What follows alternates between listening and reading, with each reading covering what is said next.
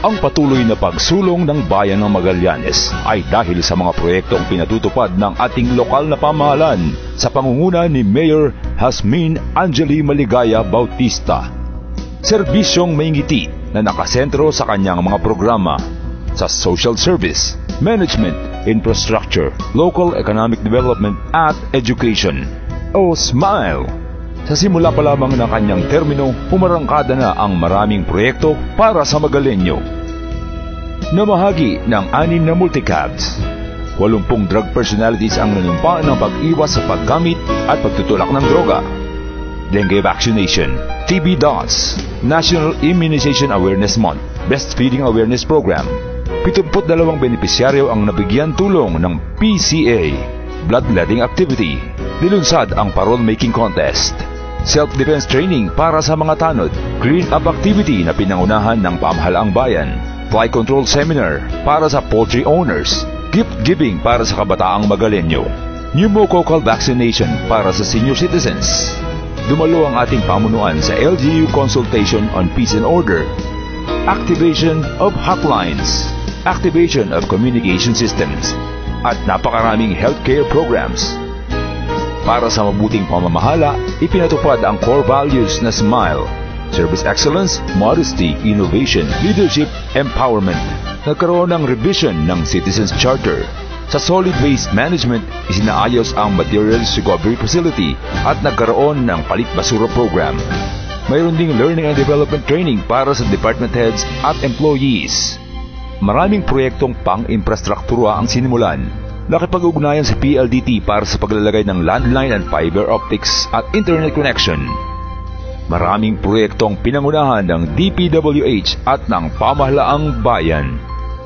Para sa pag-angat ng lokal na ekonomiya, ilan sa programa ang pagbibigay ng gamit sa pananahi at raw materials mula sa DOLE at DAR. Pulong ng 4-piece Technical Working Group and Committee.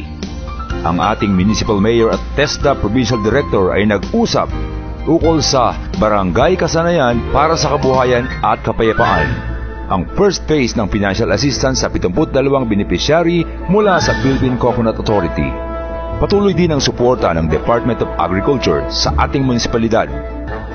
Ang administrasyon ni Mayor Jazz ay naniniwalang ang edukasyon ay susi sa tagumpay.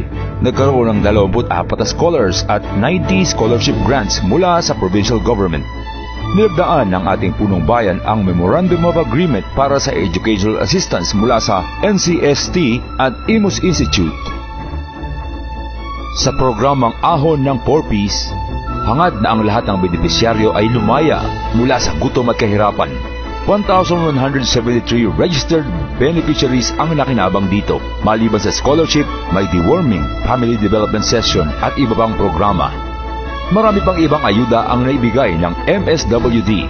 Natupad ang pangakong tulong para sa mga nangangailangan, sa kabataan, sa senior citizens, maging sa PWDs. Sunod-sunod din ang mga proyekto para sa ligtas at maayos na parking, kapaligiran, poso, mga daraanan, palaruan at mga paaralan. Maraming infrastrukturang sadyang pinondohan upang makatulong sa pag-unlad ng bayan.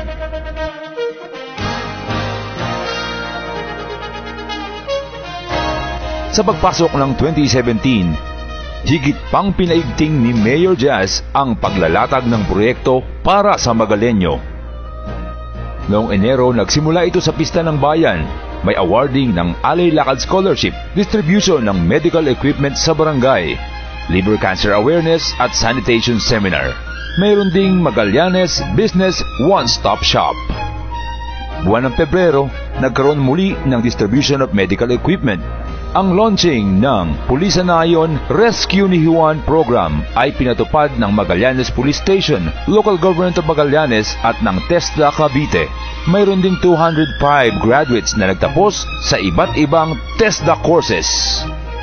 Buwan ng Marso, nagkaroon ng induction ng PWD officers at mga proyekto para sa PWD. May awarding ng assistive device to PWD, Women's Month, awarding ng 50 pieces plastic chair sa DepEd Youth Forum. Ito rin ang Fire Prevention Month kung saan ipinakilala si Berong Bumbero sa mga paaralan. May poster making, drawing at essay writing pa. Noong March 29, nagkaroon ng inauguration ang bagong Bendita Senior High School. Upang mag-isa sa kampanya kontra droga, isinagawa ang mandatory drug testing sa lahat ng local government officials noong March 6. Inulunsad din ang programang Masa Masid o Mamamayan Ayaw sa Anomalya, Mamamayang Ayaw sa Ilegal na Droga. Buwan ng Abril, nagkaroon ng awarding of assistive device sa PWD, Animal Health Extension Services. Nagdiwang ng Araw ng Kagitingan ang pagkilala sa mga bayaning veteranong Magalenyo, Oplan Semana Santa at Earth Day Celebration. April 19 nung magkaroon ng Cacao Industry Seminar at Training para sa mga magsasaka. Buwan ng May naman ang Labor Day kung saan nagkaroon ng awarding sa LGU employee retirees. Nagdiwang din ng Mother's Day, may Solo Parent General Assembly, awarding ng 50 upuan sa Urdaneta Elementary School. Ginanap ang kauna-unahang Magallanes Water Summit na may temang Masaganang Tubig, Maayos na Buhay, Forward with a Smile, Magalenyo. May mobile birth registration, information dissemination at tax campaign. Nagkaroon ng distribution of early childhood care and development kit and materials.